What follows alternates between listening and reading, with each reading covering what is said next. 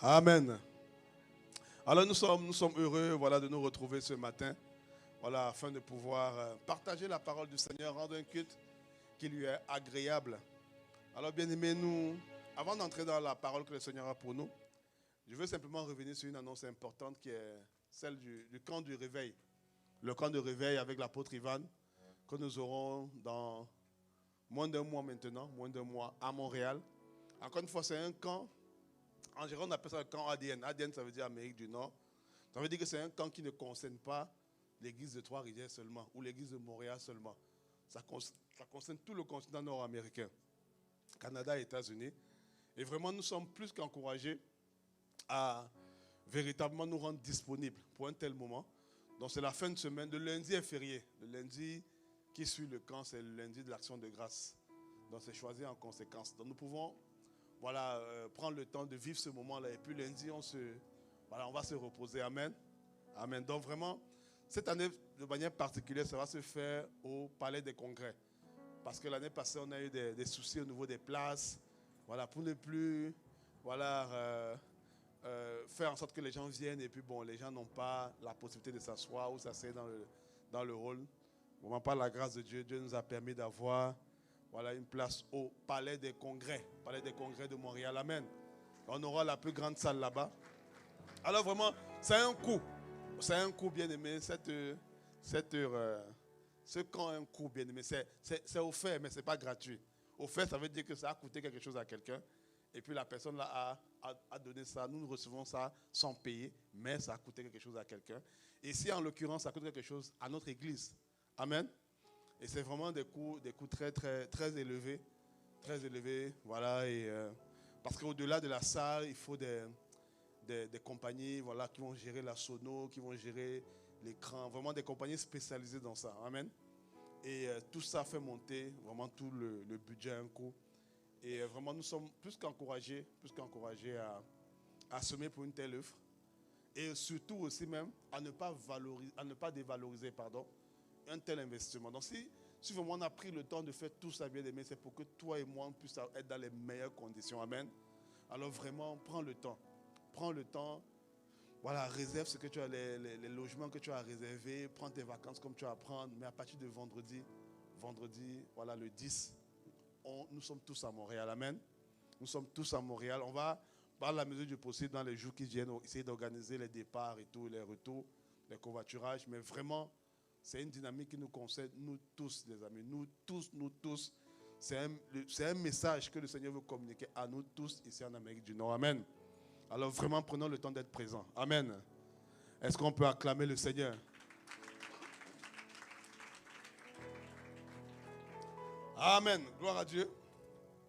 Alors aujourd'hui, nous allons faire un pas de plus dans la dynamique que nous avons entamée il y a quelques mois de cela. Et toujours en étant connecté à l'enseignement que le Seigneur nous communique au travers de nos apôtres. On va découvrir une nouvelle arme aujourd'hui. On va découvrir une nouvelle arme parmi l'arsenal des armes de Dieu. Dimanche dernier, nous avons vu que les armes du diable sont l'opposé aux armes de Dieu. Les armes du diable que Éphésiens 6, à partir du verset 10, nous dit de prendre les armes de Dieu. De prendre les armes de Dieu.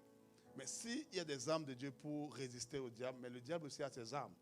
Il utilise des armes. Et justement, l'apôtre Ivan nous a enseigné dimanche dernier en disant que, en fait, si on veut connaître les armes du diable, on doit juste prendre les armes de Dieu, mais l'opposé.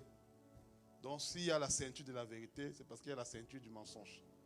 Donc, le diable vient, il essaie d'entourer les gens dans la ceinture du mensonge. On a vu 5 choses, 5 domaines où le diable va tout faire pour nous mentir. On a vu l'arme du mensonge que le diable utilise. Pourquoi on a vu ça? Pour qu'on soit conscient, pour qu'on ne soit pas ignorant des desseins de l'ennemi. Parce que lorsque tu vas quelque part et que tu sais qu'il y a une arme qui est là et que tu ne te doutes pas que c'est une arme, ça te rend vulnérable. Ça te rend vulnérable. Imaginez quelqu'un, ce qu'on appelle souvent un piège. Le piège, c'est quoi? C'est qu'on met un gros trou en général et puis on essaie de couvrir. Puis toi, tu dis non, c'est la terre ferme. Puis tu tombes dans l'intérieur. Ça, c'est un piège.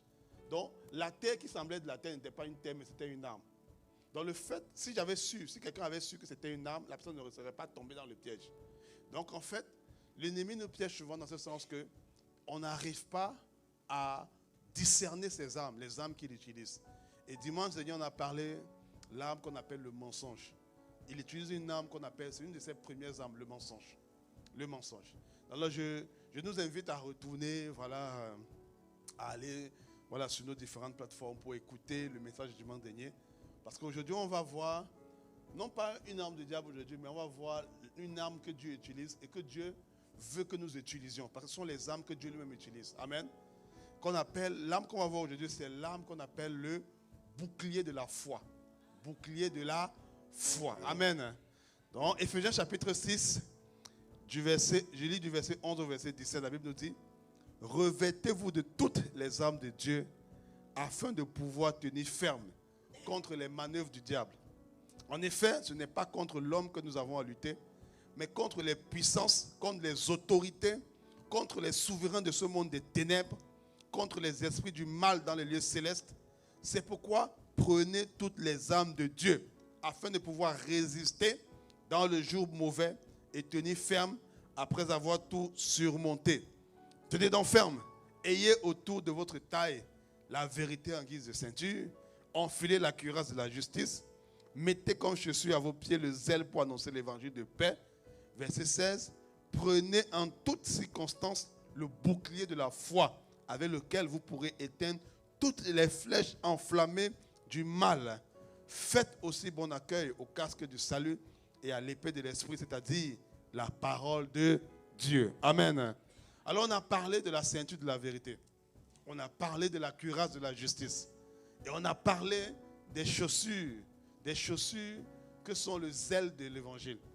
Aujourd'hui, dans la suite, au verset 16, l'apôtre Paul nous dit: prenez en toutes circonstances le bouclier de la foi. Prenez en toutes circonstances le bouclier de la foi avec lequel vous pourrez éteindre toutes les flèches enflammées du mal. Il faut le bouclier de la foi, bien-aimés. Il nous faut le bouclier de la foi. Il dit: en toutes circonstances, prenez le bouclier de la foi. Si l'apôtre Paul dit en toutes circonstances, c'est parce qu'il y a des circonstances où les gens ne prennent pas le bouclier de la foi. Il y a des circonstances que nous vivons où nous ne prenons pas toujours le bouclier de la foi. La plupart du temps, nous prenons le bouclier de la foi quand ça concerne des domaines de la parole où on a accepté la parole, où on est habitué, où on a peut-être un témoignage qu'on a l'habitude de lire. Donc ce qui fait qu'on va facilement prendre le bouclier de la foi dans un domaine spécifique. Et puis dans notre domaine qu'on n'a pas peut-être eu le temps de méditer, on n'a pas vu beaucoup de témoignages dans ce domaine-là, on va essayer de fonctionner par nous-mêmes. Non, bien-aimé. Il dit en toutes circonstances. Dis avec moi, en toutes circonstances. En toutes circonstances, il faut prendre le bouclier de la foi. Le bouclier de la foi. Moi, j'ai connu des personnes qui prenaient le bouclier de la foi pour quand il faut chasser les démons. Gloire à Dieu pour ça. Mais quand il faut étudier, aller dans ses études, dans son travail, il ne prenait pas le bouclier de la foi. Il fonctionnait par lui-même. Moi, j'ai connu des personnes qui prennent le bouclier de la foi. Quand il faut, allez maintenant, quand ils sont à l'église, allez maintenant, on va se lever. On va terrasser tous les autels sataniques. Il dit yes. Il prie, il prend le bouclier de la foi, il dit je terrasse, j'enlève, j'arrache. Yes. Mais quand vient, peut-être dans le domaine des finances, la personne n'arrive pas à utiliser le bouclier de la foi. Il dit en toutes circonstances. Il n'y a pas une circonstance qui peut faire qu'on n'utilise pas le bouclier de la foi. Ça n'existe pas. Ça n'existe. Il dit, prenez en toutes circonstances le bouclier de la foi avec lequel vous pourrez éteindre tous les traits enflammés. Pas une partie. Tous les traits enflammés du malin. Tous les traits enflammés du malin. Donc en fait, il n'y a pas un trait enflammé que tu ne peux pas éteindre avec le bouclier de la foi. Il n'y a pas un trait enflammé du malin que je ne peux pas éteindre avec le bouclier de la foi. Il n'y a pas quelque chose que le diable peut faire contre moi et pour lequel ma foi ne peut pas le tenir ferme. C'est impossible. Si je suis atteint, si je suis touché, c'est que quelque part, je n'ai pas su dresser le bouclier de la foi. Soit je l'ai dressé, mais il n'était pas assez grand. Il n'était pas assez grand ou il n'était pas assez ferme. On va le voir tout à l'heure. Mais dans tous les cas, si j'ai le bouclier de la foi comme il faut, je vais tenir ferme.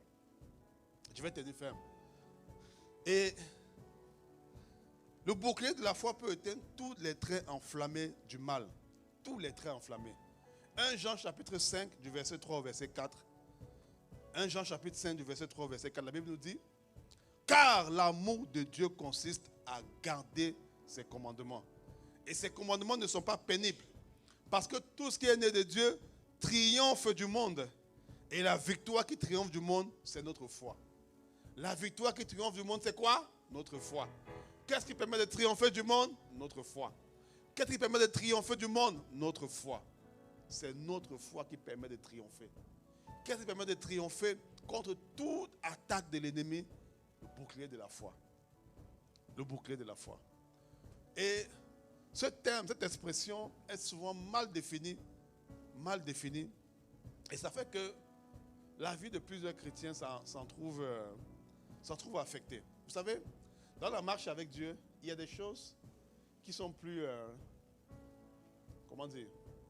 plus nécessaires que d'autres. Tous les principes ne se valent pas. Vous savez ça, non? Tous les commandements de Dieu ne se valent pas. Vous savez qu'il y a les commandements plus importants que d'autres? On sait ça, n'est-ce pas? C'est Jésus qui a dit. Il a dit que le commandement le plus important, c'est quoi? Tu aimeras le Seigneur ton Dieu, toute ta force, toute ta pensée, toute ton âme. Et puis le second qui est similaire, c'est tu aimeras ton prochain comme toi-même. Voilà les deux commandements les plus importants. Ça veut dire, en fait, si quelqu'un veut dire, ok, à partir d'aujourd'hui, je vais commencer à obéir à Dieu. Commence par ça. Commence par les deux là. Si quelqu'un dit, ok, je comprends aujourd'hui, je dois changer de vie. Je vais commencer à marcher selon Dieu. Commence par ça. Si je fais les autres sans faire ça, il y a un problème. En fait, si je fais les autres comme j'obéis aux autres choses, c'est-à-dire, je donne ma dîme et mes offrandes, mais je n'aime pas Dieu de tout mon cœur, il y a un problème. Si je donne ma dîme et mes offrandes et que je n'aime pas mon frère, je n'aime pas ma soeur, il y a un problème. On se comprend? Il faut toujours commencer par le plus important. Vous vous souvenez du message des priorités? Qui se souvient? Les gros blocs avant les petits blocs. On se comprend? Donc on met d'abord les gros blocs. Dans la parole de Dieu, les principes par lesquels il faut commencer, c'est d'abord celui-là. Tu aimeras le Seigneur de toute ta force. C'est d'abord ça. Oui, il y a la prière, il y a la prière après, il y a la consécration après, il y a toutes ces choses-là. Mais si tu pries et que tu n'as pas l'amour de Dieu, tu ne vas pas obéir à Dieu. Il faut d'abord que tu dis, non, il n'y a rien qui va faire que j'aime Dieu plus qu'autre chose. Il n'y a rien. Quand tu as ce fardeau-là à cœur, ta prière va te conduire maintenant à accomplir pleinement ce que Dieu veut. Mais si tu pries et que dans ton cœur, il y a autre chose qui est supérieure à Dieu, il y a des choses pour lesquelles tu vas prier, mais tu ne pourras jamais pratiquer. Il faut d'abord dire non. Quel que soit ce qui arrive, personne ne va prendre la place de Dieu. Personne ne prend la place de Dieu. Personne ne va prendre la place de Dieu. Amen. Et dans les choses que Dieu nous demande de faire, il y a également 3 choses qui demeurent, dit la parole. 1 Corinthiens chapitre 13 au verset 13, vous ne l'avez pas. 1 Corinthiens 13, 13, la Bible nous dit que 3 choses demeurent. 3 choses demeurent. 3 choses demeurent. C'est quoi? Qui connaît les 3 choses? Voilà, maintenant, non, ces 3 choses demeurent. La foi, l'espérance et la charité. Mais la plus grande de ces choses, c'est la charité. L'apôtre Paul dit ici, ok, il y a des dons, parce que c'est dans un contexte qui dit ça, il vient de parler des dons spirituels et tout. Il dit, ok, malgré tous les dons spirituels, la prophétie, parole de connaissance, parole de... Gloire à Dieu pour ces choses. Mais il dit qu'il y a 3 choses qui doivent demeurer. C'est-à-dire qu'ils doivent rester tout le temps dans la vie d'un chrétien. Tout le temps. On ne doit jamais manquer de cela. La foi, l'espérance et l'amour. Il dit la plus grande des 3, c'est l'amour. Donc s'il faut commencer par les 3, on commence d'abord par l'amour. Voilà. Mais il dit qu'il y a quelque chose qui ne doit jamais... Un chrétien peut ne pas avoir la parole de connaissance. Ok, il n'y a pas de problème. Un chrétien peut ne pas avoir la parole de sagesse. Ok, on comprend. Ce n'est pas un don que l'Esprit a déjà manifesté. Un chrétien peut ne pas avoir un don de puissance, un don de prophétie ou quoi que ce soit. Ok. Mais, un chrétien ne peut pas dire je manque de foi, d'espérance ou d'amour. S'il manque un de ces 3-là, la vie du chrétien est déséquilibrée. Il ne peut pas tenir. Il ne tiendra pas.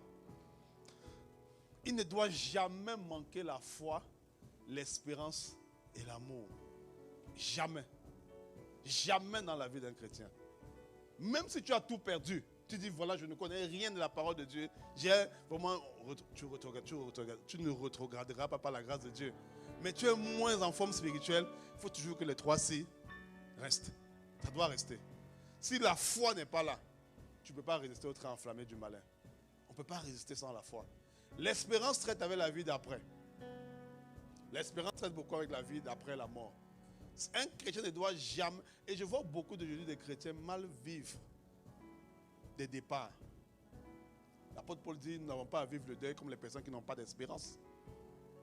L'espérance nous permet de traiter tout ce qui est mort, départ et tout.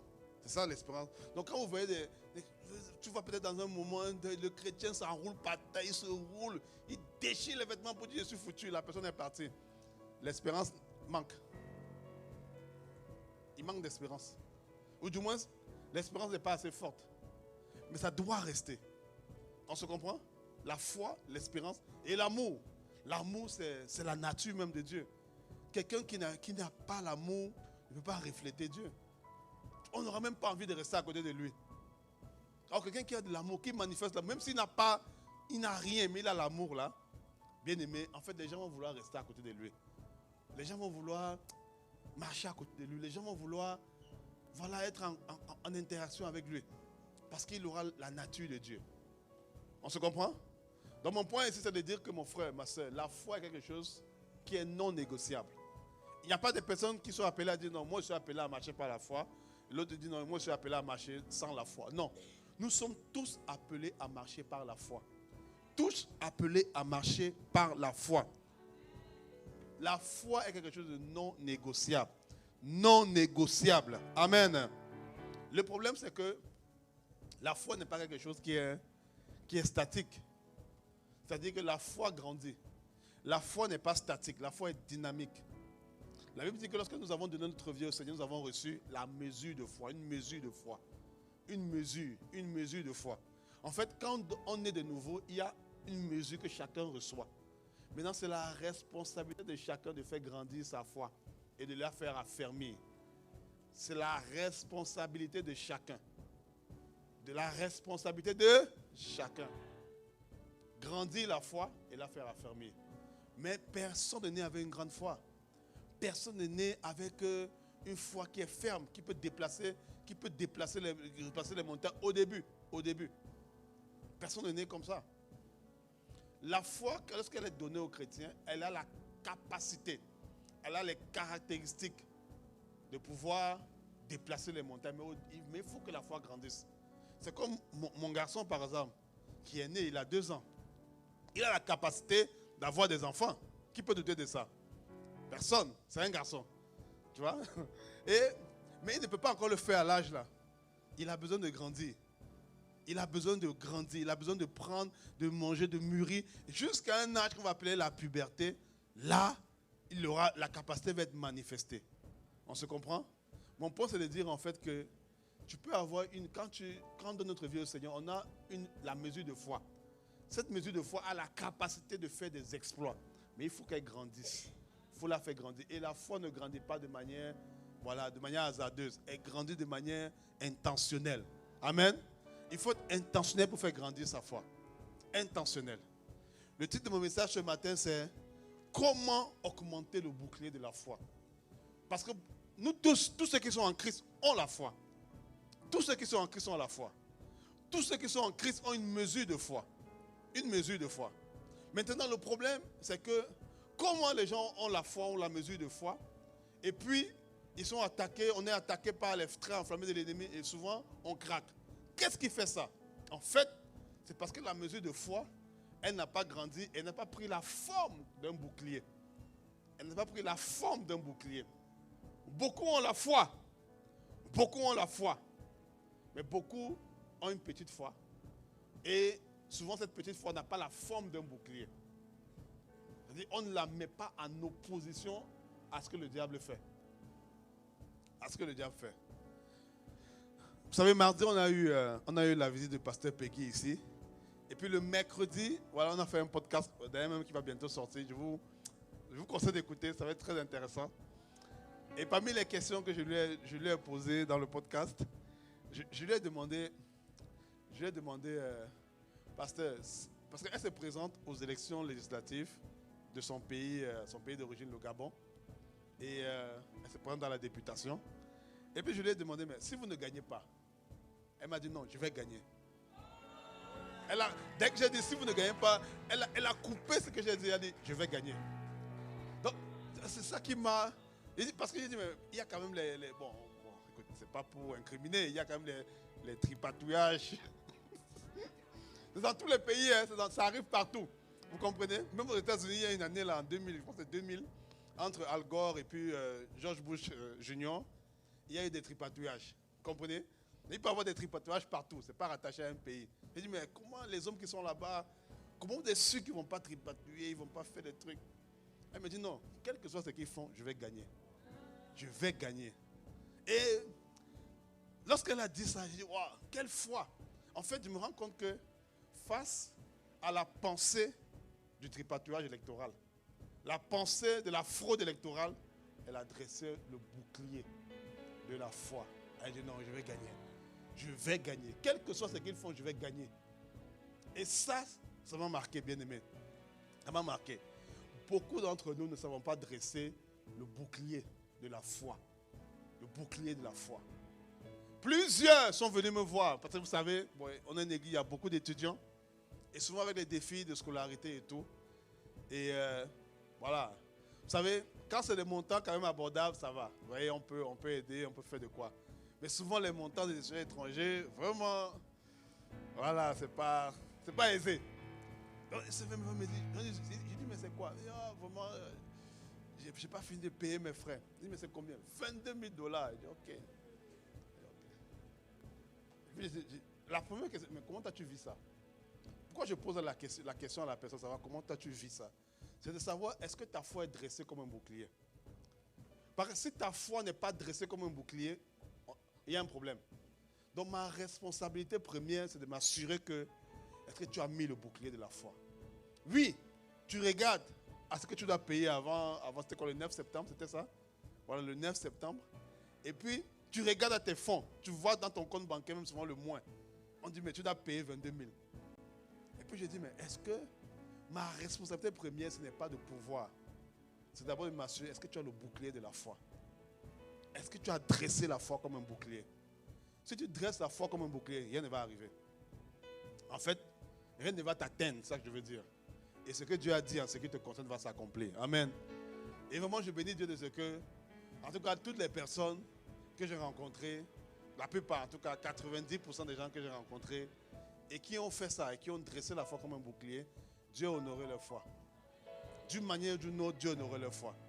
Vraiment, j'étais surpris, j'appelais, je pense que c'était le mardi 9, c'était ça? J'appelle et je dis, mais est-ce que tu as pu aider? L'autre me dit, oui, j'ai pu voir un tel qui m'a aidé, tout. J'appelle l'autre, est-ce que tu as pu aider? Je me rendais compte qu'en fait, Dieu n'attend que nous dressons seulement le bouclier de la foi. Et je disais, je pense que c'était pendant la formation des disciples, qu'il y a des situations où même tu veux aider quelqu'un, Dieu dit ne l'aide pas. Ne l'aide pas. Tu veux pouvoir, tu veux donner, mais Dieu dit non.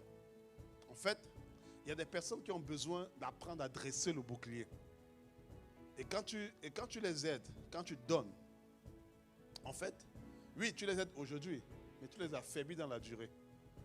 Parce qu'elles n'auront pas appris à compter sur Dieu. Elles n'auront pas appris à dresser le bouclier de la foi. Vu qu'elles n'ont pas rencontré Dieu dans le désert avec la manne, il y a des personnes qui ont besoin de manger la manne pour pouvoir se dresser contre les géants de Canaan.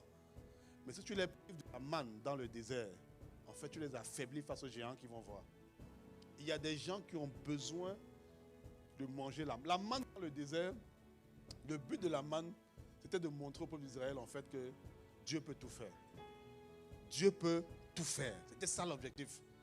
Il ne devait pas mourir. Mais l'objectif in fine, c'était de montrer que Dieu peut tout faire.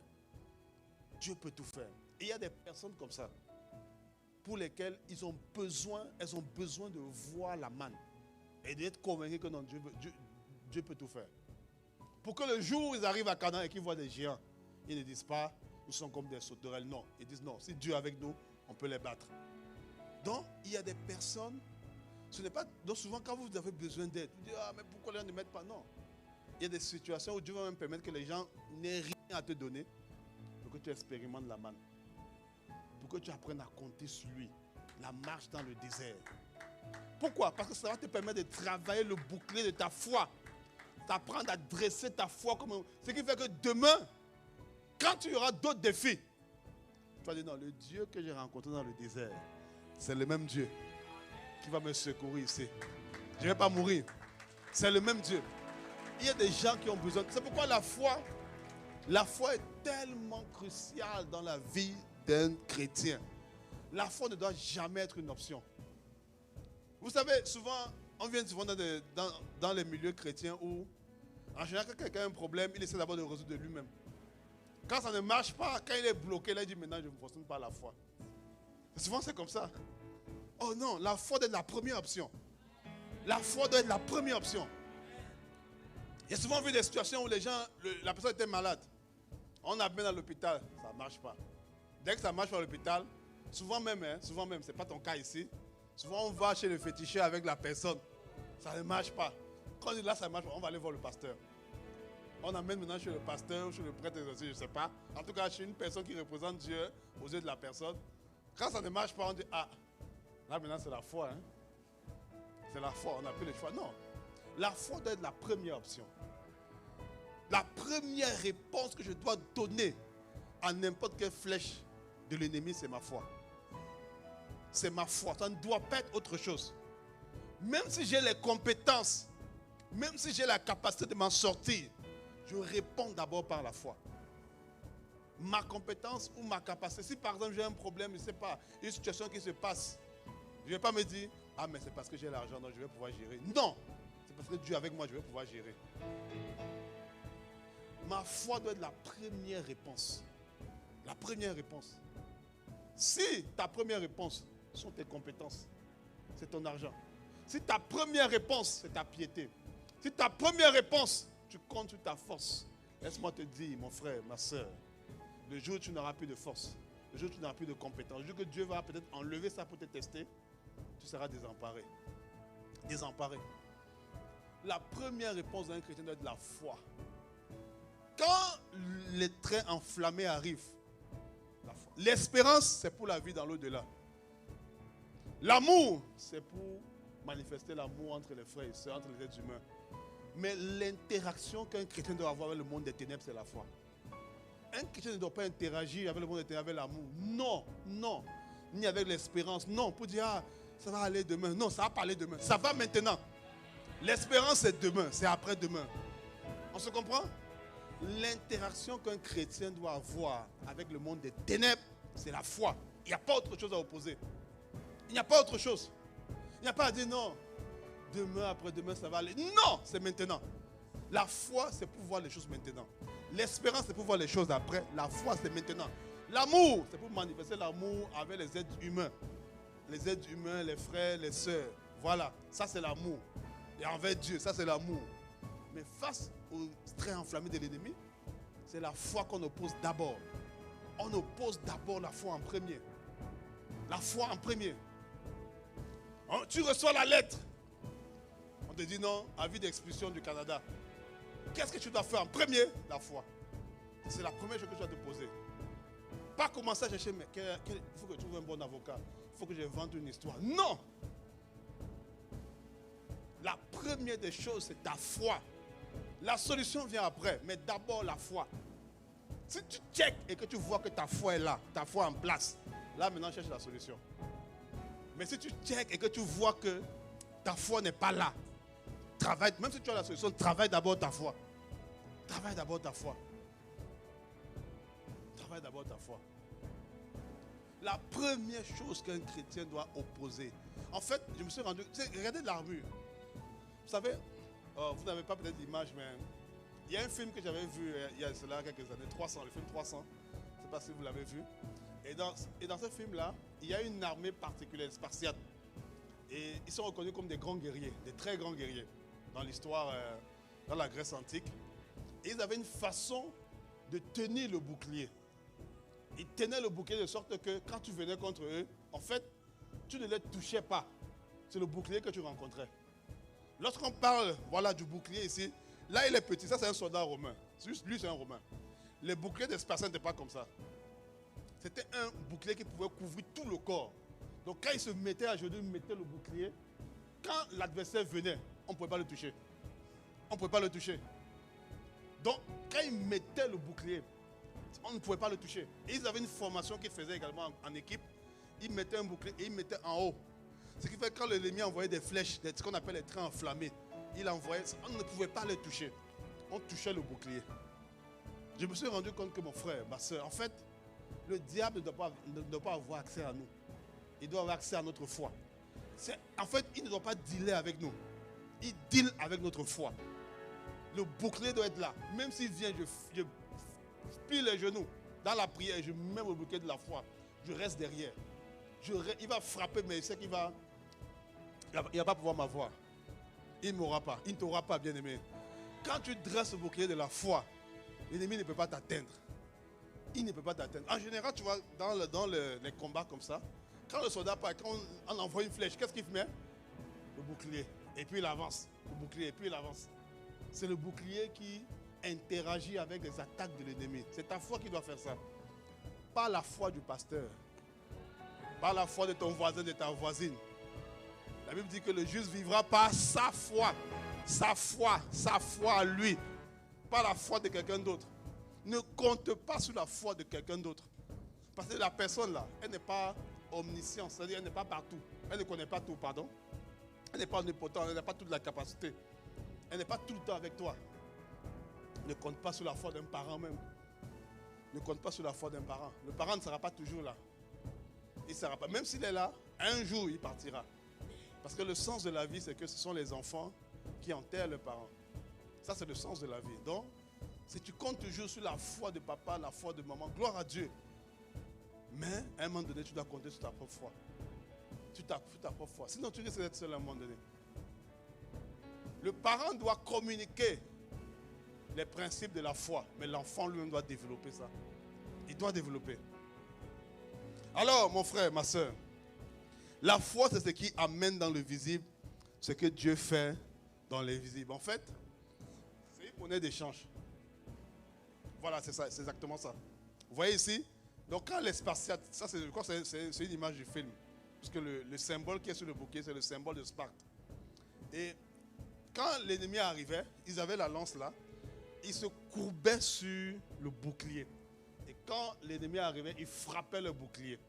On ne les touchait pas. Le bouclier était très lourd. Bon, il avait quand même certaines forces. Ils avaient travaillé, donc ils travaillaient le port du bouclier. Et puis quand ils se courbaient dedans, on ne les touchait pas. C'est comme ça que notre foi doit être. Dès qu'il y a un problème, je baisse les genoux, je plie les genoux dans la prière et je mets le bouclier. Rien ne va arriver. Ça va être, oui, pendant que ça va frapper, pendant qu'il y aura l'attaque, il y aura des bruits, je vais entendre les bruits. Je vais entendre les bruits, je vais faire face à l'ennemi, je vais sentir, je serai dans ce qu'on appelle la vallée de l'homme de la mort. Mais je ne crains aucun mal. Je ne crains aucun mal. Tant que je suis à genoux et que ma foi est là, je ne crains aucun mal. Je ne crains aucun mal. Les choses vont arriver, mais ma foi va tenir. Ma foi va tenir. Parce que je suis à genoux, je suis en train de prier Dieu et je dresse la foi, je dresse le bouclier. On le verra après comment dresser le bouclier. On le verra tantôt. Donc mon frère, je disais que la foi est une monnaie d'échange. Je préfère d'abord te parler de la foi pour que tu aies envie de marcher par la foi. Tu as envie de vivre. J'ai découvert que la façon de vivre la plus excitante sur la terre, c'est de vivre par la foi. C'est de vivre par la foi. Souvent, les gens font pitié dans les églises. Ils disent, ah vraiment, ce mois-ci, je vis par la foi, soutiens-moi dans la prière. Non, quelqu'un qui vit par la foi ne fait pas pitié. Il ne fait pas pitié. Quelqu'un qui marche par la foi ne doit pas faire pitié. Souvent, je vois ça. Tu vois quelqu'un qui dit, il n'a rien. Il dit, bon, vraiment, ce mois-ci, soutiens-moi, je vis par la foi. Non, tu n'as pas fait pitié quand tu vis par la foi. Quand tu vis par la foi, franchement, tu dois être serein. Tu dois être... On a dit, waouh, quelle manière de vivre épique. Souvent, la plupart des gens, quand ils vivent par la foi, ils font pitié. Non, tu n'as pas à faire pitié. Tu n'as pas à faire pitié quand tu marches par la foi. Parce qu'en fait, la foi te rend agréable à Dieu. La foi te rend agréable. Quelqu'un qui marche par la foi, en fait, Dieu le regarde. Dieu dit, j'aime ça. J'aime sa manière de faire. J'aime sa manière de faire. C'est une monnaie d'échange. En fait, je me suis rendu compte que il y a des choses qui peuvent arriver dans ta vie. Et si ça ne vient pas par la foi, si ça n'arrive pas par le moyen de la foi, c'est bien. pas mauvais, mais c'est bon. Parce que c'est vrai qu'il y a plusieurs dimensions de la volonté de Dieu. Romains 12 dit, voilà, que vous décidez ce qui est bon, agréable et parfait. Donc ce qui est bon, c'est ce qui respecte la volonté de Dieu. Donc quand quelque chose arrive dans ta vie et que ça respecte la volonté de Dieu, gloire à Dieu, c'est bon. Donc quand un enfant arrive dans ta vie, et que voilà, c'est la volonté de Dieu, c'est qu'on ait les enfants, n'est-ce pas? C'est la volonté de Dieu, il dit, allez, remplissez la terre et tout. Multipliez-vous, remplissez la terre. Donc, un enfant qui vient dans la vie d'un homme, gloire à Dieu, c'est la volonté de Dieu. Donc c'est bon. Mais un enfant qui vient par la foi, le processus par lequel l'enfant arrive fait que la personne devient agréable à Dieu. Ce n'est pas la même chose. Abraham a eu 2 enfants. Il y a un qui est venu naturellement. Il y a un autre qui est venu naturellement, mais par la foi. Il y a un que Dieu a dit non. Ça, lui, il est agréable. Pas que l'autre était désagréable, non. Ismaël n'était pas désagréable à Dieu. Tu peux pas voir ton enfant, tu dis, ah, mais non. Il est agréable à Dieu. On se comprend? Mais le process par lequel Isaac est arrivé fait que l'histoire d'Isaac est un témoignage. L'histoire d'Isaac permet de glorifier le nom de Dieu dans la contrée. Jusqu'aujourd'hui, on parle d'Abraham comme le père de la foi, pas à cause d'Ismaël, mais à cause d'Isaac. Donc, faisons attention à comment nous recevons les choses. Quand tu marches par la foi, la manière dont tu reçois les choses, la manière dont tu obtiens les choses, la manière dont tu as obtenu ton diplôme, la manière dont tu as obtenu ton A, ton B, tout ça, ça compte. La manière d'obtenir les choses compte, bien aimé. Le processus par lequel tu as de l'argent, ça compte. Puisque même les méchants ont l'argent. Il y a des dealers de drogue qui ont l'argent. Il y a des tueurs en série qui ont l'argent. Voilà, il y a des tueurs à gages qui ont l'argent. L'argent en lui-même, ce n'est pas la finalité, mais c'est la manière. Il y a des gens qui sont riches pour Dieu. Il y a des gens qui sont riches pour eux-mêmes. Parce que Jésus dit, il y a des gens qui sont riches pour eux-mêmes, ils ne sont pas riches pour Dieu. La manière d'obtenir les choses compte. Ça compte. Ça compte, bien aimé. Donne-moi les 2 fruits. La manière d'obtenir les choses compte. Voilà. Ici, j'ai 2 fruits. 2 fruits, bon, c'est des limes ou des citrons, bon, dépendamment de comment on les appelle. Voilà, et ces 2 fruits-là, je peux les produire. Il y a un fruit, je crois que je vous ai déjà donné cet exemple-là, mais je le redis pour ceux qui ne savaient pas. Il y a un fruit, par exemple, qui peut venir des produits, ce qu'on appelle des OGM, organismes génétiquement modifiés. Et puis il y a un fruit qui peut venir par exemple de la culture normale, ce qu'on appelle la culture bio. C'est 2 citrons. 2 citrons. Ils vont se retrouver dans le même supermarché. On se comprend? Mais ils n'auront pas le même prix. Ils n'auront pas le même prix. Le citron qui est venu de la manière bio va coûter plus cher que le citron qui est venu avec les OGM. Ils n'auront pas le même effet dans l'organisme. Le citron qui a été cultivé de manière bio est réputé, en tout cas selon la science, fait plus de bien à l'organisme que le citron qui a été cultivé avec les OGM. Pourquoi? C'est parce que la manière dont ils sont arrivés dans le supermarché compte. La manière d'obtenir les choses compte. La manière dont tu as obtenu ton diplôme compte. La manière dont tu travailles compte.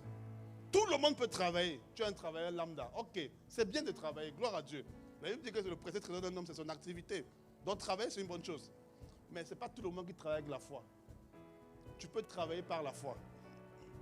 Quand la Bible dit que le juste vivra par la foi, vivre, ça veut dire tout faire. Tu peux tout faire par la foi. J'ai connu quelqu'un un jour qui m'a dit que même quand il s'habille par la foi. Et il s'habille, il ne sort pas sans... Moi, je ne fais pas ça. En toute sincérité, je ne fais pas ça. Je mange rarement, très rarement. Mais lui, il s'habille par la foi. Il passe par le process de la foi. Il questionne Dieu. Par la foi, mais c'est ce qu'on entend. Il questionne Dieu. Qu'est-ce que je dois mettre? Qu'est-ce que je dois mettre? Il prend le temps, il attend jusqu'à ce que Dieu lui réponde. Et puis il porte le vêtement et puis il sort. La manière de faire les choses, la manière d'obtenir les choses compte. Tu peux te marier, mais il faut se marier par la foi. Par la foi ne veut pas dire que tu te maries, le gars ou la personne, vraiment, elle ne vaut rien, je ne sais pas quoi, elle ne correspond pas à tes critères, et puis tu te maries par la foi. Ce n'est pas ce que ça veut dire, non. Par la foi veut dire en fait que je l'ai fait à partir de quelque chose que Dieu m'a dit. C'est ça par la foi. On se comprend? La manière de faire les choses compte. La manière de faire les choses compte. Ta manière d'investir compte. Tu as de l'argent, mais qu'est-ce que tu en fais? Ta manière de gérer, est-ce que tu le gères par la foi? Est-ce que tu le gères par la foi? Ta manière de faire compte. Ta manière d'éduquer tes enfants compte. Est-ce que tu éduques tes enfants par la foi? En fait, il dit le juste vivra par sa foi, lui. Mon point, c'est de te dire que le ciel va toujours regarder comment on obtient les choses. Toujours regarder comment on obtient les choses. Ismaël et Isaac, deux enfants. Même personne, même père, mais ils n'ont pas été obtenus de la même façon. Un vient des efforts humains. C'est pas mauvais. C'est pourquoi Dieu a dit, je vais bénir Ismaël. Ce sera une grande nation.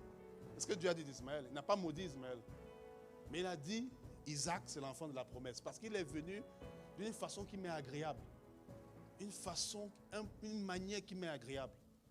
Mon point, c'est de te dire que mon frère, ma soeur, la foi nous rend agréable à Dieu.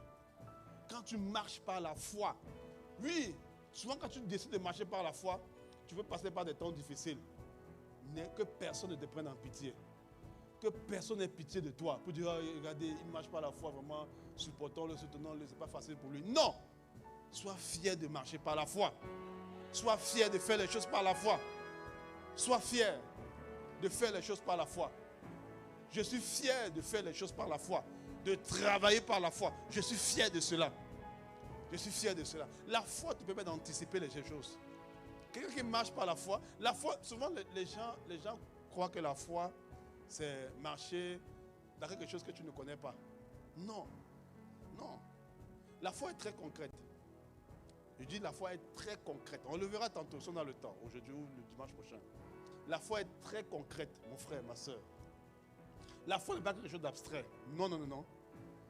C'est juste que la foi, en fait, elle s'appuie sur des réalités qui sont dans le monde invisible. Quelqu'un qui veut marcher par la foi doit être conscient du monde invisible. Est-ce que vous savez que là où on est là où on est présentement, il y a plus de personnes d'être invisibles que d'être visibles? Nous sommes peut-être quoi? Peut-être quoi? Une centaine peut-être d'adultes. Mais je vous garantis qu'ici, là, il y a plus de 100 ici. Il y a plus d'êtres invisibles que visibles ici. Ici. Pourquoi? Pourquoi je vous dis ça? Parce qu'en fait, il faut comprendre une chose, c'est que là où la parole de Dieu est prêchée, là où la parole de Dieu est proclamée, et qu'on vient de manière sincère, chercher Dieu, en fait, il y a comme une connexion qui se fait avec le ciel. À l'endroit là, à l'instant. C'est pourquoi vous allez voir beaucoup de gens, souvent le dimanche, c'est comme si tu veux venir à l'église, c'est là où tu es le plus... c'est plus difficile. Tu vois? Souvent le dimanche, souvent le samedi, c'est là où tu as les programmes qui sortent partout. Tu as les programmes des amis qui t'invitent, qui font les programmes. Et souvent tu es tenté de rester jusqu'au matin. Parce que le dimanche, il y a quelque chose qui veut t'empêcher de venir à l'église. Parce que lorsque nous sommes là, en fait, nous créons une connexion avec le ciel. Cette connexion fait que, en fait, les êtres spirituels ont la capacité d'atterrir et de se mouvoir ici, de manière extraordinaire. En fait, la foi est concrète. Souvent, les gens vont se dire, je marche par la foi, donc, je ne sais pas où je mets les pieds. Non, non, non. La foi, ce n'est pas l'aléatoire. La foi, ce n'est pas l'ignorance. Ce n'est pas l'inconnu. La foi, c'est quelque chose de concret. La foi, c'est quelque chose de précis et de spécifique. Quand je marche par la foi, je sais ce que je fais. Je sais ce que je fais quand je marche par la foi. Quelqu'un qui marche par la foi, qui fait les choses par la foi, il sait ce qui est l'auteur de sa foi. Parce que la foi vient d'une parole. La foi vient d'une parole. Elle vient d'une parole. Elle vient d'une parole. Hébreux 11:6, je l'ai dit tantôt. Or, sans la foi, il est impossible de lui être agréable. Car il faut que celui qui s'approche de Dieu croit que Dieu existe et qu'il est le rémunérateur de ceux qui le cherchent. Il est impossible d'être agréable à Dieu sans la foi. Je préfère prendre plus de temps et être un citron bio qu'être un citron OGM qui est arrivé vite. Parce que la foi souvent prend plus de temps. Ouais, la foi souvent prend plus de temps. Ismaël est arrivé avant Isaac. Parce que Isaac prenait plus de temps. Souvent, la foi va demander plus de temps, plus de patience. Mais la foi ne se trompe jamais. La foi n'échoue jamais. Si tu veux me dire, j'ai marché, j'ai mis ma foi dans telle chose, ça n'a pas marché. En fait, ce n'était pas la foi. Soit ce n'était pas la foi, soit le temps pour que la foi produise ce que ça doit produire, les résultats, les œuvres, n'étaient pas encore arrivés. Mais la foi ne peut pas échouer. La foi ne peut pas échouer. La foi ne peut pas échouer. C'est impossible. Tu dois être convaincu de ça. Quand je marche par la foi, en fait, quelqu'un qui marche par la foi doit avoir la pensée du ciel dans sa tête. Tu ne peux pas marcher par la foi et regarder aux choses naturelles. Tu ne peux pas faire ça. Si tu fais ça, ta foi tu ne pourras pas tenir. Tu n'auras pas une foi ferme. Tu n'auras pas une foi ferme. Quand tu veux marcher par la foi, en fait, comme je dis, la foi, c'est une monnaie d'échange entre des choses invisibles vers le visible. Tu dois aller dans l'invisible, tu prends ce que tu veux prendre et tu l'amènes. Mais tu dois savoir ce que tu veux prendre. Ne dis pas, je marche par la foi et dis, ok, donc c'est quoi donc que cette foi doit produire? Je ne sais pas ce que Dieu va me donner. Non, tu ne dis pas ça. Quelqu'un qui marche par la foi sait exactement ce que Dieu lui a dit. Si tu ne sais pas ce que Dieu t'a dit, tu n'es pas encore dans la foi. La Bible dit que la foi vient de ce que l'on entend. Et ce que l'on entend vient de la parole de Dieu. Il faut que Dieu t'ait donné une instruction. Le problème, c'est que beaucoup marchent par leurs envies, par leur ambition personnelle. Ils appellent ça la foi. Non.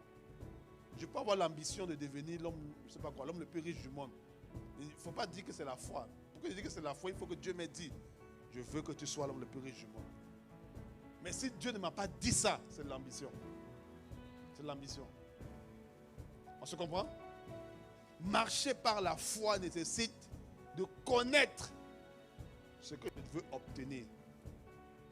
Avoir reçu l'instruction de la part de Dieu de ce que je dois obtenir.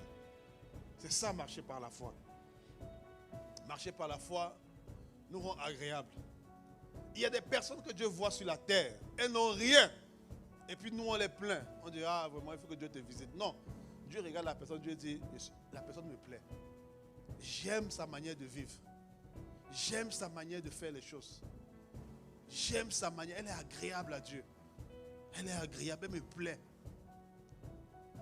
Elle me plaît. Quand tu es agréable à Dieu, en fait, ton histoire en fait, excusez-moi, quelqu'un qui est agréable à Dieu est connu du ciel. Il y a des gens qui vivent leur vie sur la terre. Au ciel, on sait qu'ils sont sur la terre et qu'ils marchent avec Dieu, gloire à Dieu. Mais il y a des gens qui vivent leur vie sur la terre, bien-aimés. Le ciel est comme en train de regarder sa vie comme un épisode haletant. C'est-à-dire que chaque situation, chaque fois que la personne vit des choses et que la personne décide de marcher par la foi, c'est comme si les anges s'arrêtent pour regarder à la vie de la personne. Dans Actes des Apôtres, regardez bien, il y a un apôtre qu'on appelle Barnabas. Qu'est-ce qui a mis la lumière sur Barnabas? Il a fait un geste qui a fait en sorte que les caméras du ciel sont venues sur lui. Il y avait plusieurs apôtres. Il y en avait plusieurs. Mais ce qui a attiré les caméras du ciel sur Barnabas, c'est qu'à un moment donné, la Bible dit qu'un homme surnommé Barnabas, il avait un terrain. Il a vendu tout le champ, il est venu donner. Parce qu'il croyait qu'en fait, ce qu'il avait, le bien qu'il avait devait aider ceux qui sont dans le besoin dans l'église. Dès que... Bon, tu ne demandes pas de faire ça. Hein, voilà. Tu comprends? Le principe de marcher par là, il ne faut pas aller dire non, le pasteur a dit qu'il faut vendre les biens. Non, non, non. Tu comprends? Si tu le reçois, fais-le. Tu vois? Mais ce n'est pas une obligation. Sans contrainte ni regret. On se comprend? Voilà. Mais je te dis en fait que dans l'Acte des Apôtres, vous pouvez l'afficher, je pense, c'est acte 4 ou acte 3. Il y a un homme qu'on appelle Barnabas. C'est lui, en fait, les caméras du ciel ont zoomé sur lui à cause d'un tel geste. Tout le monde apportait, parce que c'était une culture que tout le monde avait. Mais le fait qu'il ait vendu ce qu'il avait, ce qu'il possédait, tout ce qu'il possédait, et qu'il a apporté aux apôtres, ça a fait en sorte que le ciel zoome sur lui. Tu dis, waouh, pourquoi il fait ça? Il avait plus conscience des réalités invisibles que visibles. L'argent, ou du moins la prospérité que son terrain représentait, n'était pas grand-chose par rapport à la perception du visible qu'il avait, de l'invisible qu'il avait. Amen. La foi te rend agréable. Attire les caméras du ciel sur toi. Attire les caméras du ciel sur toi. Quand tu marches par la foi, oui, tes frères et tes soeurs vont dire, ah vraiment, c'est compliqué. Il n'y a pas de problème. Parce que quand tu marches par la foi, il y a toujours des étapes. Mais, le ciel te regarde, le ciel dit bravo. C'est ça qu'on veut. C'est ça qu'on veut. C'est ça qu'on veut. Parce que tu mets le ciel en émulation. Tu es agréable à Dieu. Alors pour finir ce matin, comment donc construire sa foi comme un bouclier? Comment construire sa foi comme un bouclier? Tu as à cœur d'être agréable à Dieu. De chercher véritablement à pratiquer ce que Dieu dit. Mais comment je construis ma foi maintenant comme un bouclier? Hébreux chapitre 11 verset 1. La Bible nous dit, or la foi, c'est la ferme assurance des choses qu'on espère, la démonstration de celles qu'on ne voit pas. Dans ce passage définit la foi. C'est un passage que plusieurs d'entre nous connaissons. Et pour construire sa foi, bien aimée, comme un bouclier, il faut s'attarder sur trois expressions ici. Ferme assurance, chose qu'on espère, démonstration de celle qu'on ne voit pas. Ferme assurance, chose qu'on espère, démonstration de celle qu'on ne voit pas. Voilà les 3 points cardinaux d'une foi qui est bâtie comme un bouclier. Ferme assurance, chose qu'on espère et démonstration de celle qu'on ne voit pas. Bon, je vais commencer par chose qu'on espère. Chose qu'on espère, parce que la ferme assurance est par rapport aux choses qu'on espère. Donc je vais commencer par ça. Les choses qu'on espère en général, ça veut dire l'espérance. L'espérance. C'est-à-dire que quand on dit que la foi est une ferme assurance, les choses qu'on espère, les choses qu'on espère ici, ce sont des choses que je ne vis pas. Donc, pour avoir la foi, il faut d'abord commencer par espérer des choses que tu ne vis pas. Tu ne peux pas marcher par la foi quand tu vis la chose. On se comprend? La foi se manifeste dans un environnement où tu ne vis pas la chose. Ça semble basique, mais c'est très important de comprendre ça. La foi se manifeste dans un environnement où tu ne vis pas la chose. Je ne peux pas dire que j'ai la foi de tenir le micro, non, parce que j'ai déjà le micro entre les mains. C'est quand je ne vis pas la chose que je peux avoir la foi. Donc la foi, en fait, est là pour nous pousser à vivre des choses qu'on ne vit pas encore. À expérimenter des choses qu'on n'expérimente pas. Mais il faut d'abord que j'ai une espérance. Chose qu'on espère ici, c'est ce qu'on appelle l'espérance. L'espérance, ce sont des choses qu'on ne voit pas. Parce qu'une espérance que je vois n'est plus une espérance. Romains chapitre 8 au verset 24. Romains 8 verset 24, la Bible nous dit, car c'est en espérance que nous sommes sauvés. Or, l'espérance qu'on voit n'est plus l'espérance. Ce qu'on voit, peut-on encore l'espérer? C'est ce que dit la parole. Donc, l'espérance, c'est des choses qu'on ne voit pas. Donc, quand tu fais m'assurance, il faut d'abord que j'ai des choses que je ne vois pas, mais que je crois que je peux avoir. Il faut que je croie que je peux avoir. Il faut que je croie que je ne vis pas encore. Je ne vis pas encore peut-être la tempérance, mais je dois croire que je peux vivre la tempérance. Je ne vis pas encore la paix, mais je peux croire, je dois croire que je vis la paix. Je ne vis pas encore la sainteté, mais je dois croire que je peux vivre la sainteté. Ça commence d'abord comme ça. Si tu n'as pas l'espérance que tu peux vivre ça, on ne peut même pas parler de foi, c'est fini. Je ne vis pas encore la santé divine, mais je dois croire, même s'il y a la maladie, que je peux être en santé, ou que mon enfant peut être en santé, ou que mon parent peut être en santé. La foi commence d'abord par espérer quelque chose que je ne vis pas. Si tu vis la chose, alors il n'y a plus besoin de foi. Il n'y a plus besoin. La chose que je veux, à laquelle j'espère, elle est dans l'invisible. Donc je dois d'abord croire en ça. Commencer à croire en ça. Tu as reçu une lettre de refus, ah c'est fini. Voilà, on a rejeté ton dossier. Je dois d'abord croire que je vais recevoir mes documents d'immigration même si je ne le vis pas. Si tu ne crois pas en ça, tu ne peux pas y arriver. Donc là, il y a des personnes même que, avant de commencer même à parler d'autre chose, il faut que la personne recommence à croire. Tu dois recommencer à croire, mon frère. Le monde invisible est beaucoup plus fourni que le monde visible. Il y a beaucoup de choses dans le monde invisible. Il y a beaucoup de choses. Le monde invisible est beaucoup plus vaste. Parce que la foi te pousse à aller prendre dans l'invisible. Mais il faut que ça existe dans l'invisible. Il faut que ça existe. La guérison existe, la santé existe, la paix existe, la sainteté existe, la tempérance existe dans l'invisible. C'est possible. Mais il faut que tu y crois. Ça commence par là. Ça commence par là. En fait, quand tu commences à espérer, tu commences à avoir ce qu'on appelle une grande foi. Parce que dans la foi, maintenant, il faut dissocier deux choses. Il y a deux verbes, ou du moins deux qualificatifs qui sont utilisés dans la parole de Dieu lorsqu'on parle de la foi.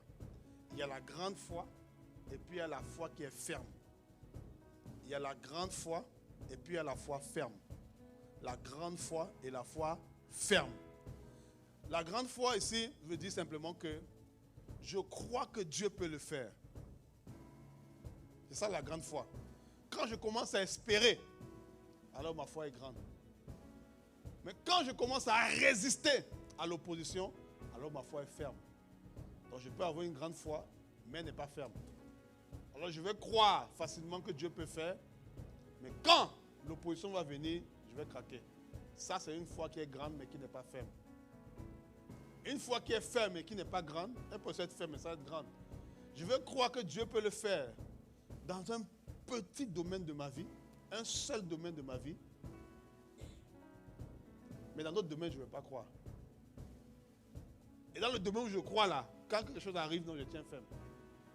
C'est comme il y a beaucoup de personnes, par exemple, qui croient à ce que Dieu, à la loi de la semence de la récolte. C'est une loi que Dieu a établie dans l'invisible. Donc, quand elles peuvent donner avec une telle largesse elles donnent, parce qu'elles sont convaincues qu'elles vont récolter. Mais quand on te dit, honore ton père et ta mère, on te dit, marche dans la sainteté, la foi n'est pas là-bas. C'est une foi qui est ferme dans un domaine, mais elle est petite.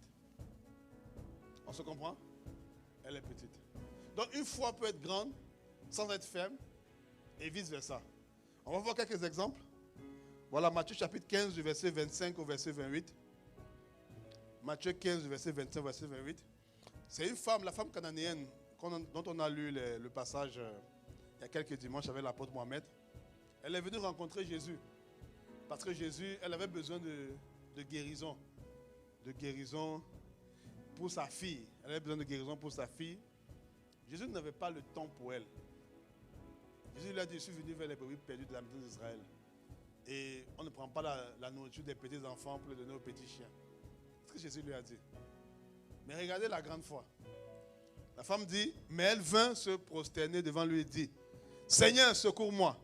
Il répondit, il n'est pas bien de prendre le pain des enfants et de le jeter aux petits chiens. Oui, Seigneur, dit-elle, mais les petits chiens mangent les miettes qui tombent de la table de leur maître. Alors Jésus lui dit, femme, ta foi est grande. Vous comprenez? Il dit ici, ta foi est grande. En fait, c'est que ta foi est grande, pourquoi? Parce que tu penses que même les miettes de moi, Jésus, peuvent guérir ta fille. C'est pour ça que ta foi est grande. Tu es en train de penser que même les miettes de moi, c'est-à-dire de ce que je fais. En fait, on ne parle même pas du consistant, on parle des miettes. Des miettes. Tu penses que même mes miettes peuvent guérir ta fille. Ta foi est grande. En général, une grande foi doit venir, en fait, pour avoir une grande foi, pardon, il faut que la perception de qui est Dieu pour nous soit particulière. Il faut avoir une perception de Dieu particulière pour que ta foi soit grande. En fait, la grande foi, c'est la manière dont tu perçois Dieu toi-même. C'est ça qui va définir une grande foi. La grande foi en général, ce n'est pas connaître les versets, non. Il n'y a aucun verset qui dit que les miettes de Jésus peuvent guérir les gens. Il n'y a aucun verset qui dit ça. Il n'y a aucun verset qui dit que les miettes de Jésus peuvent guérir les gens. Mais il y a des versets qui disent que Jésus guérit. Mais maintenant, la perception que tu as de comment Jésus peut le faire, c'est ta grande foi là-bas. C'est ta grande foi. Il dit, femme, ta foi est grande. Pourquoi? Parce que tu penses que même mes miettes peuvent guérir ta fille. Et quand en général tu as une grande foi, en fait, j'ai compris un truc avec la foi. C'est qu'en fait, le ciel ne peut jamais abandonner quelqu'un qui fait les choses par la foi. Même si ce n'était pas prévu. Ce n'était pas prévu que Jésus guérisse cette femme, hein, ou la fille de cette femme. Ce n'était pas prévu. Mais à cause de sa foi, on ne pouvait pas la laisser.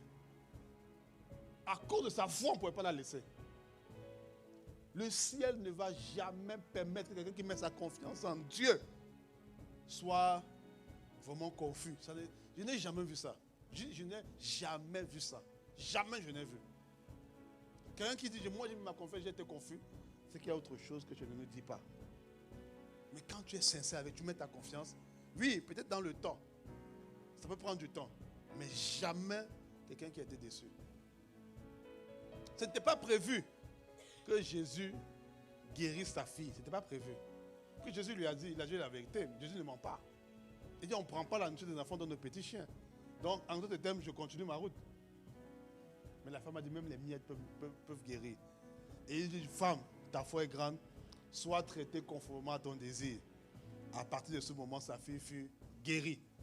Ici, je rappelle que la femme ici, c'est une Cananéenne. C'est-à-dire que ce n'est pas un juif. Elle ne fait pas partie des disciples de Jésus. Avoir une grande foi ne dépend pas de ton niveau de maturité spirituelle. Non. Avoir une grande foi ne dépend pas de ton niveau de maturité. Ça dépend de la connaissance que tu as de Jésus. Avoir une grande foi, tu peux... C'est-à-dire, ce n'est pas parce... Vous allez voir, on va voir un deuxième exemple. La plupart des gens à qui Jésus a dit tu as une grande foi, ce n'étaient pas ses disciples. Ce n'étaient pas les disciples. Ce n'étaient pas des gars qui avaient de l'enseignement, non. Mais c'était des personnes qui étaient soit, même pas juifs, même pas dans le peuple de Dieu, mais ils avaient une compréhension de Jésus. Ils avaient, comment dire, ils avaient acquis, du moins assimilé une compréhension de Jésus qui s'appuyait sur un principe qui fait que le ciel ne pouvait pas les laisser. On va voir le deuxième exemple. Matthieu chapitre 5, du verset 5 au verset 10. Alors que Jésus entrait dans Capernaum, un officier romain l'aborda et le supplia en disant, Seigneur, mon serviteur est couché à la maison, atteint de paralysie, et il souffre beaucoup. Jésus lui dit, j'irai et je le guérirai. L'officier répondit, Seigneur, je ne suis pas digne que tu entres sous mon toit, mais dis seulement un mot et mon serviteur sera guéri. En effet, moi aussi je suis un homme soumis à des supérieurs. J'ai des soldats sous mes ordres, et je dis à l'un, pars, et il part. À un autre, viens, et il vient. Et à mon esclave, fais ceci, et il le fait. Après l'avoir entendu, Jésus fut dans l'admiration et dit à ceux qui le suivaient, je vous le dis en vérité, même en Israël, je n'ai pas trouvé une aussi grande foi. Encore une fois, l'expression revient, grande foi. Matthieu chapitre 5, du verset 5 au verset 10. Il dit, je vous le dis, en Israël, je n'ai pas trouvé une aussi grande foi. Ici, c'est le centenier romain. Il vient interpeller Jésus. Jésus dit, je vais aller et je vais guérir. C'est un Romain. Hein? Il n'est pas disciple de Jésus. Il n'est pas né de nouveau même. Il n'est pas né de nouveau. Il ne s'est pas un érudit de la parole. Mais il a capté quelque chose sur Jésus. Et puis ça a enfanté quelque chose, un système de pensée, du moins une manière de penser qui découle de ce qu'il a entendu de Jésus. Il n'y a aucun verset qui explique ce qu'il dit là. Quand je dis un soldat, quand je dis va, il va, viens, il vient. Alors toi dis seulement un mot et mon serviteur sera guéri. Il n'y a pas de verset qui dit nécessairement ça. Mais Jésus lui-même dit, je vais aller et je vais guérir la personne. Et puis ici, c'est comme si à cause de sa foi, il a fait changer les plans de Jésus. La grande foi peut faire en sorte que Dieu change les plans en ce qui te concerne pour honorer ta foi. Jésus dit, je vais aller, je vais guérir la personne. Lui, il dit, non, ne fais pas ça. Regardez ici un être humain qui dit à Dieu comment il va guérir. Dans quel monde sommes-nous? La créature qui dit au Créateur, non, ne fais pas ça, tu n'as pas besoin de faire ça. Mais Dieu est honoré. Pourquoi? Parce qu'il le faisait sur la base de la foi. Sur la base de la confiance qu'il fait. Chaque fois que l'on va mettre notre confiance en Jésus, ne t'inquiète pas. Si toi, tu dis non, je suis capable de faire telle chose que Dieu m'a demandé de faire, Dieu va me secourir. Dieu va honorer ça. Dieu va honorer ça. La grande foi fait en sorte que Jésus lui-même... Vous savez, Jésus n'a pas souvent été étonné. Hein? Il n'a pas souvent été étonné. Les fois où Jésus, vous allez souvent voir Jésus était étonné, c'est ça. Il n'y a pas grand chose qui étonne Jésus. Il dit, je vous le dis, Jésus fut dans l'admiration. Imaginez Jésus admirer un homme. Tu veux que Jésus t'admire. Jésus t'admire. D'autres personnes disent étonné. Il n'y a pas grand chose qui étonne Jésus. Les dons spirituels n'étonnent pas Jésus. Les dons n'étonnent pas Jésus. Ton pouvoir, ton argent n'étonne pas Jésus. Ta grâce n'étonne pas Jésus. La foi crée l'admiration. C'est la foi qui étonne. On dit, wow! Comment c'est possible qu'il croit ça? C'est ça qui étonne Jésus. Quand tu commences à marcher par la foi, quand je commence à marcher par la foi, je dis, waouh! C'est qui ça? Là, tu crées l'étonnement. Ici, il dit, moi j'ai des soldats. Il parle de son contexte à lui. Moi j'ai des soldats qui sont sous ma responsabilité. Je dis à l'un, va à gauche et il va à droite et il va. Donc toi, tu peux faire la même chose. Si moi, je fais ça et que ça arrive, alors forcément, toi, Jésus qui est au-dessus de moi, tu peux dire la même chose, ça va arriver. Ça va arriver. Ça c'est sa foi. Il avait assimilé ça. Il avait assimilé. Encore une fois, ça ne dépend pas de ton niveau spirituel. Non, c'est un centenier romain, il avait quel niveau spirituel? Tu vas me dire quoi? Non. C'est un centenier romain, ce n'était pas un disciple. Il n'y a pas un disciple à qui Jésus a dit ta foi est grande. Autrement, je n'ai pas vu. Je n'ai pas vu. Donc ici, la femme cananéenne et le centenier romain avaient une grande foi. C'est Jésus lui-même qui a donné le qualificatif. Et si Jésus donne le qualificatif, c'est que véritablement, ils avaient une grande foi. Ils avaient une grande foi. Maintenant, qu'est-ce qui les caractérise les deux? Les deux, une des choses qui les caractérise, c'est que ils ont créé, ils ont parlé d'une image. On se comprend? La femme samaritaine a parlé de la miette qui peut guérir, qui peut nourrir les petits chiens. Le centenier romain a parlé de ce qui se passe dans l'armée. Mais ce qui les caractérise, c'est que les deux ont donné une image à Jésus. Ils ont donné une image. Une image qui n'est pas écrite dans les versets. Il n'y a aucun verset qui dit que les miettes vont nourrir les petits chiens. Ou que quand on envoie un soldat, voilà, il va à gauche, il va à droite. Non, il n'y a pas un verset qui dit ça. Mais le fait qu'ils se soient appropriés la dimension de sauveur, de guérisseur de Jésus, ça a enfanté dans leur entendement une image. Pour avoir une grande foi, c'est la première des choses. Il faut que la parole de Dieu enfante une image qui est rattachée à ton contexte. À ton contexte à toi. À ton contexte à toi. À ton contexte à toi. Je vous donne un petit témoignage. J'étais allé rencontrer quelqu'un, un frère, voilà, une soeur, voilà, qui avait perdu leur enfant. Je n'avais pas prévu de parler de ça, qui avait perdu leur enfant. C'était leur premier enfant. C'était très douloureux, très difficile. Très difficile. C'était franchement, en tant que berger, tu partages les événements de vie des personnes. Les heureux comme les moins heureux. Et ce jour-là, c'était une journée vraiment, j'étais très triste. Et puis quand je voyais ce couple-là abattu, je dis, mais je me dis dans mon cœur, mais qu'est-ce que je peux leur dire? Pourquoi tu permets ça? Je dis, mais Seigneur, les gars, ils sont sérieux avec Dieu. Je sais qu'ils sont sincères avec Dieu, mais pourquoi tu permets ça? Et puis, je dis, non, Dieu ne peut pas permettre ça. Le Dieu que je connais ne peut pas permettre des choses comme ça. Le Dieu que je connais ne peut pas permettre quelque chose comme ça. Alors j'ai dit au couple qu'en fait, l'enfant là, il va revenir. Il n'est pas parti. Il va revenir. Vous le voyez partir? Non, mais il va revenir. Ce n'est que l'enveloppe que vous voyez. Ce que vous voyez là, c'est l'enveloppe. C'était une fausse couche. Ce que vous voyez, c'est l'enveloppe. L'enfant reviendra. C'est ce que je leur ai dit. Parce que dans l'image que je me fais de Dieu qui aime, de Dieu qui peut tout, de Dieu qui nous protège, je ne peux pas concevoir que on ait un enfant, la bénédiction de l'Éternel qui ne s'accompagne d'aucun chagrin.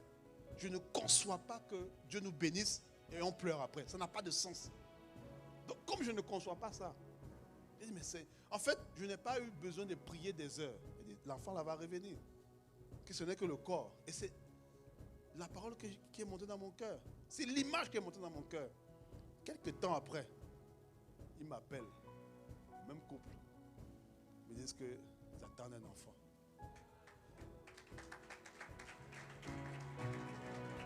Et ce n'était pas un enfant. En fait, c'était deux.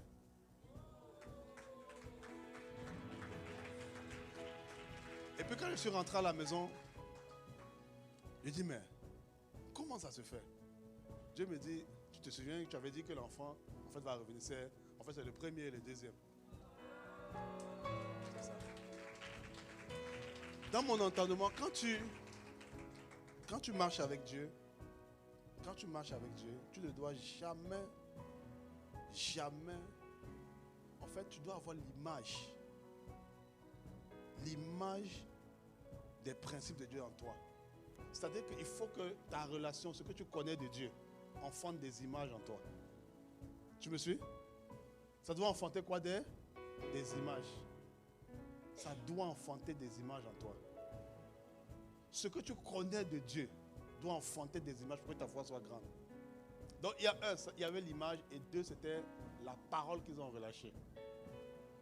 La parole qu'ils ont relâchée. Ils ont relâché la parole. Ils ont relâché la parole. Donc tu dois avoir une image. Ça, c'est pas écrit dans les versets. Mais c'est ta connaissance de Dieu qui doit enfanter en toi-même, dans ton contexte, une image. Et maintenant tu dois la relâcher. Tu dois la relâcher. Et quand tu fais ces deux-là, c'est là où on peut dire que ta foi est grande. Là on peut dire que ta foi est grande. L'image et la confession sont ce qui caractérise une grande foi. L'image et la confession, ce qui caractérise une grande foi. Les fois où Dieu va qualifier quelqu'un qui a une grande foi, c'est par rapport à l'image qu'il a de ce que Dieu dit et par rapport à la confession qu'il fait. Par rapport à la confession qu'il fait.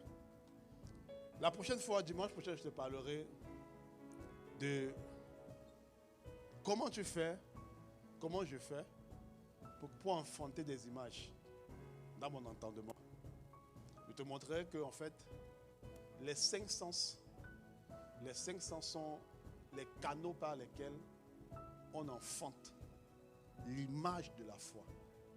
Les cinq sens, tes cinq sens sont des canaux par lesquels tu enfantes l'image de la foi. Tu comprends? Les cinq sens. La foi est la conséquence, la grande foi est la conséquence des cinq sens qui sont connectés à la parole de Dieu. Vous allez le voir en fait que pour avoir une grande foi, il faut, comment dire, conditionner ces cinq sens. Il faut apprendre à conditionner ces cinq sens. Romains chapitre 10 au verset 17, la Bible nous dit: ainsi la foi vient de ce qu'on entend, et ce qu'on entend vient de la parole de Dieu. Ici on parle de l'ouïe. Et entendre ici, ce n'est pas un rhéma, non. C'est vraiment le fait d'entendre naturellement.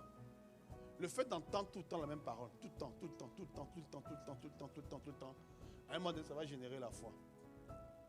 Le fait que ton ouïe soit tout le temps exposée,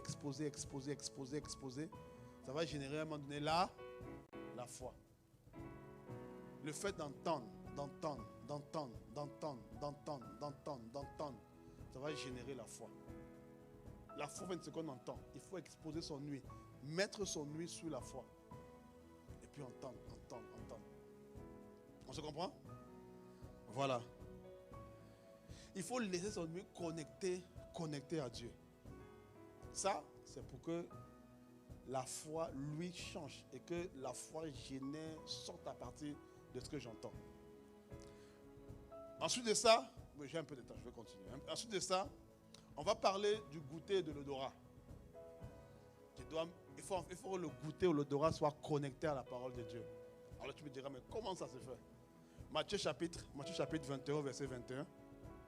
La Bible dit, Jésus leur dit, je vous le dis en vérité, Si vous avez de la foi et que vous ne doutez point, non seulement vous feriez ce qui a été fait à ce figuier, mais quand vous direz à cette montagne, ôte-toi de là, jette-toi dans la mer, cela se ferait. On se comprend? Ôte-toi de là, jette-toi dans la mer, cela se... La foi parle. Or, quand tu parles, tu actives le sens qu'on appelle... Bon, tu parles avec la langue. Tu comprends? Tu parles avec la langue, tu parles avec le souffle. Et le souffle vient de tes narines.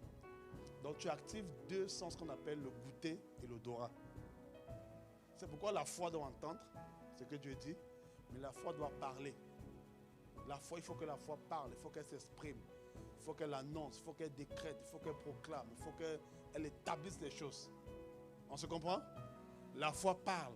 La foi, ça c'est le goûter et l'odorat. Maintenant, la vue. Pour marcher par la foi, il faut que ta vue change.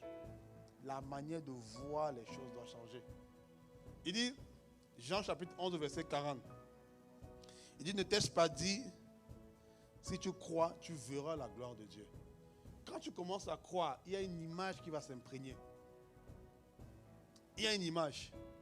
Et souvent, il ne faut pas avoir peur des images qui s'imprègnent en nous. Tant que ça s'appuie sur la parole, il ne faut pas avoir peur des images. Si tu crois, il y a une image qui va s'imprégner en toi. Il y a une image qui va s'imprégner en toi si tu crois. Quand tu crois, il y a une image qui s'imprègne. Quand tu crois, il y a une image. Tu me suis? Il y a une image qui s'imprègne en toi. Et cette image-là, c'est ça qui fait que, en fait, la parole s'adapte à ta situation. C'est l'image qui vient de ta situation, de ce que tu as vécu. De ce que tu as vécu. Une image doit s'adapter, doit s'imprégner.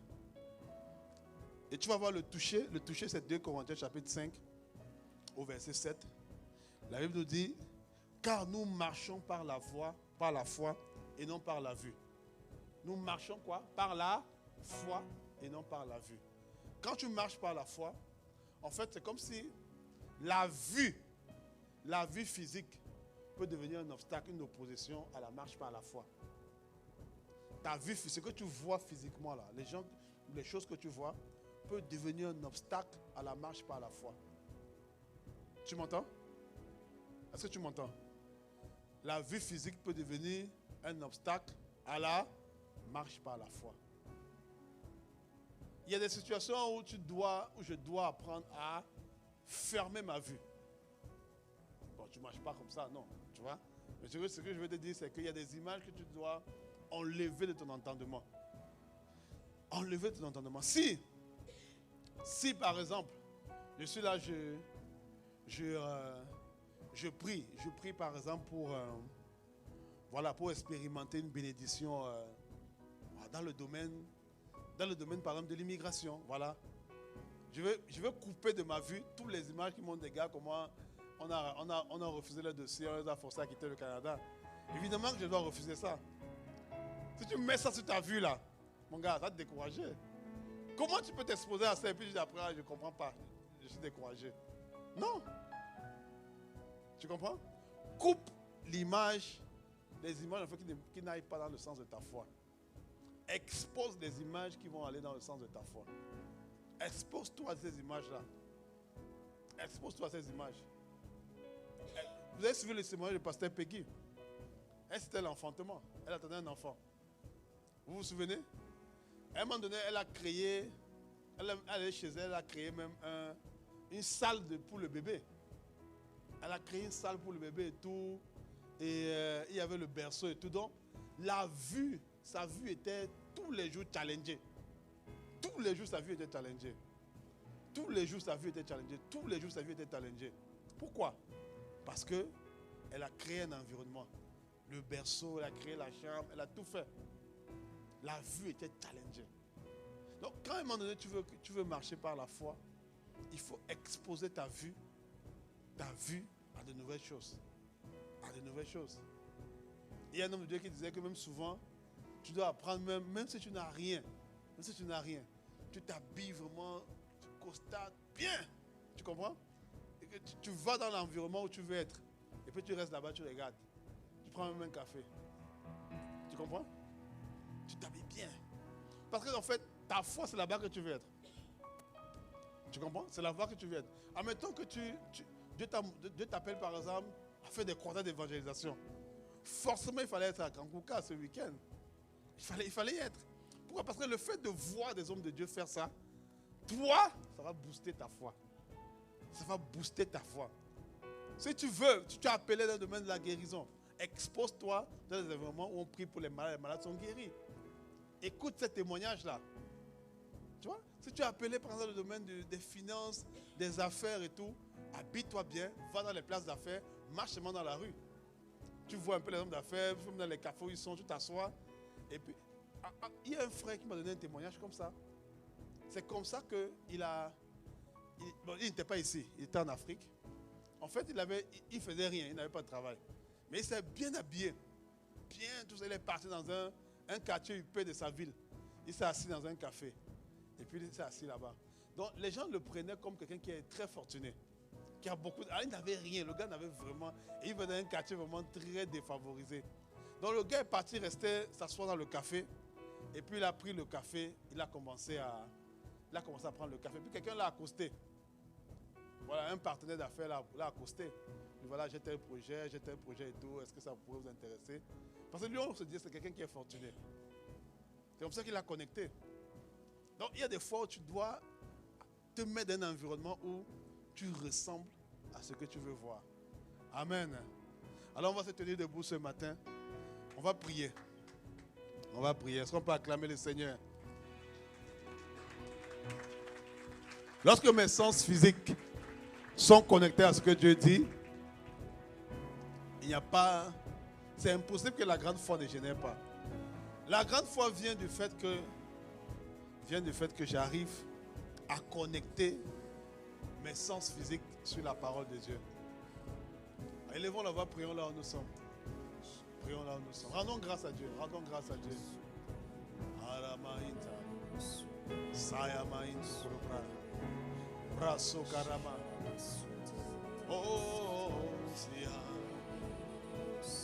Esprit de Dieu, accorde-nous la grâce. Accorde-nous la grâce d'aimer vivre par la foi. De choisir de vivre par la foi. Commencer à vivre par la foi. La première réponse qu'on doit donner, c'est la foi. La première réponse qu'on doit donner à la vie, c'est notre foi. Là où nous sommes, commençons à soupirer. Commençons à soupirer. Commençons à soupirer. Oh, il canta carabosa.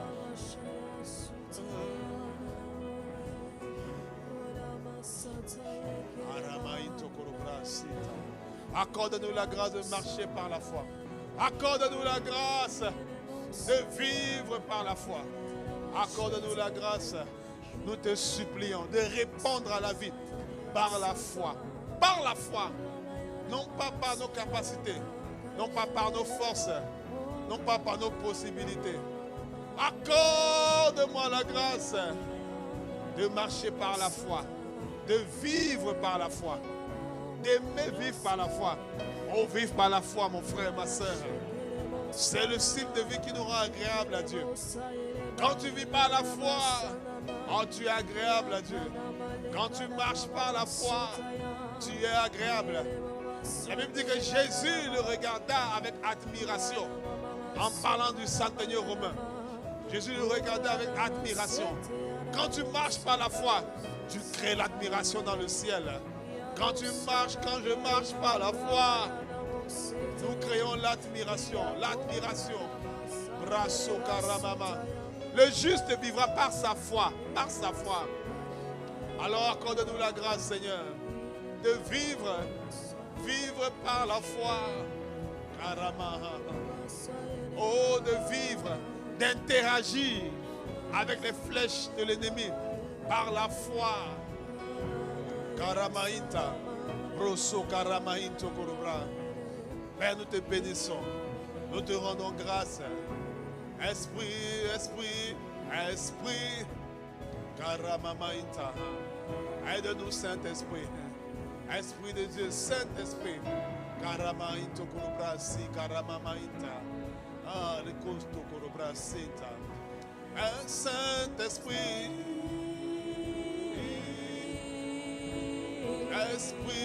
Esprit de Dieu. Esprit de Dieu. Saint-Esprit.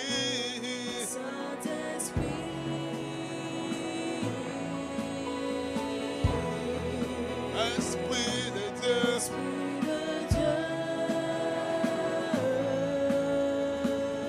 Oh Saint-Esprit.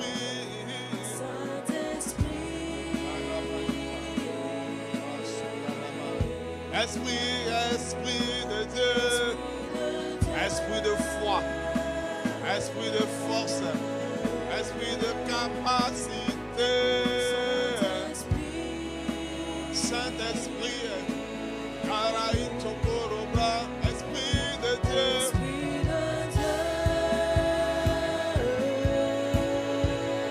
Sakaramaito Kurubasita.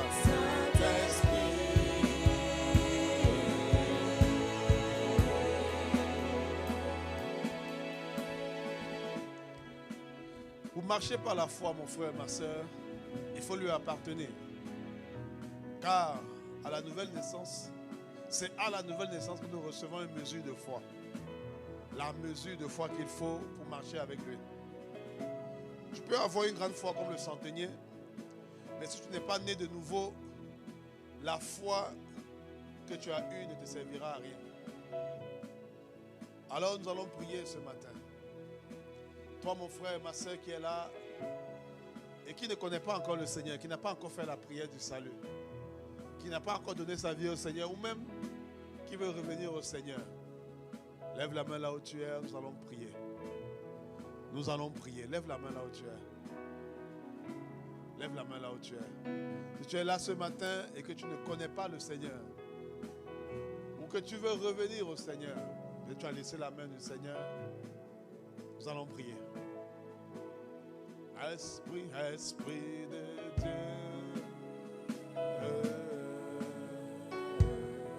Saint-Esprit, Saint-Esprit. Esprit, Esprit de Dieu.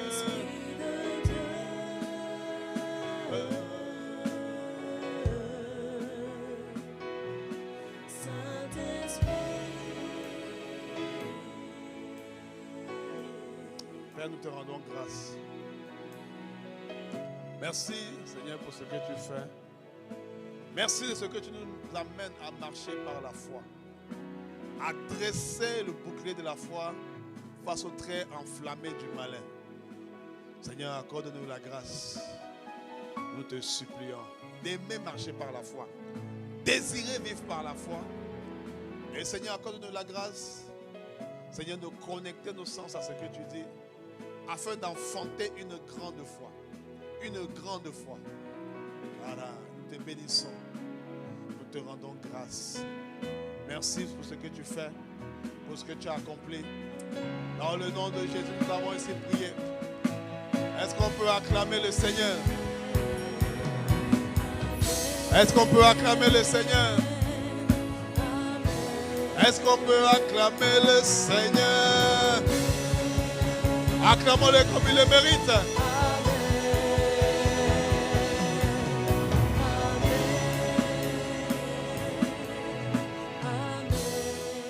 Amen. Est-ce qu'on peut encore acclamer le Seigneur? Alors aujourd'hui, avant de terminer, nous allons faire quelque chose.